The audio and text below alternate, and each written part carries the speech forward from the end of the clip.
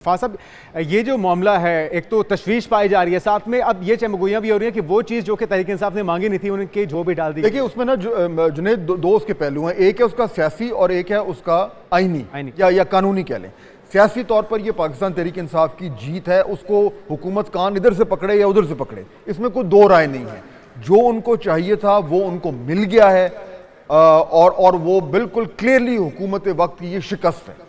अब आ जाएं इसकी जो कानूनी पहलू हैं। अब जो इसके कानूनी पहलुओं के हवाले से अब एक नई बहस छिड़ेगी कि जी इससे जो जो जो जजमेंट है, इससे इसके रिपरकशंस क्या होंगे मुख्तलिफ चीज़ों पर। और वकला जो हैं, क्योंकि जुनेद आप मेरे से बेहतर जानते हैं, वकला भी दोनों तरफ बटे हुए हैं, पार्टिसन हैं, तो जो हुकूमत वाले वकला हैं उन्होंने अब इसके ऊपर कानूनी जो नुक्ताचीनी है वो करनी है और वो बहस चलेगी और वो चलती रहे। लेकिन इस वक्त हुकूमत इसके ज़रिए जो कुछ करना चाह रही थी, जो कि 2/3 अक्सरियत उसको चाहिए थी, वो हो गई है ख़त्म।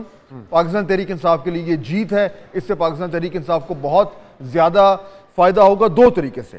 पहली चीज़, उनके जो नंबर्स हैं ऑब्वियसली नेशनल असम्बली में, प्रोविंशियल असम्बली बढ़ जाएंगे, वो बहुत ज़्यादा बढ़ जाएंगे। उससे उनका जो वज़न है उन ऐवानों में वो बढ़ जाएगा। हुकूमत को वहाँ पर टफ टाइम मिलेगा, पहली बात।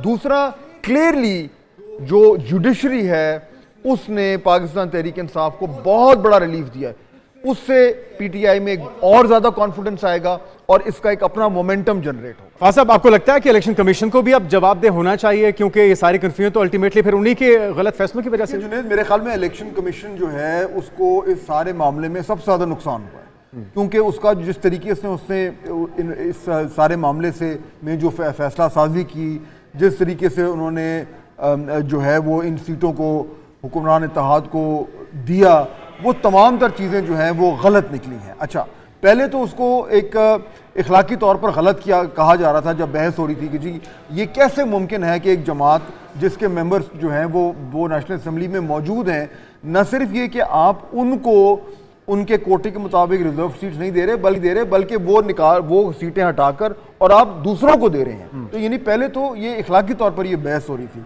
फिर वो कानूनी ये निकला कि जी कानूनी तौर पर गलत है। तो election commission has a lot of explaining to do.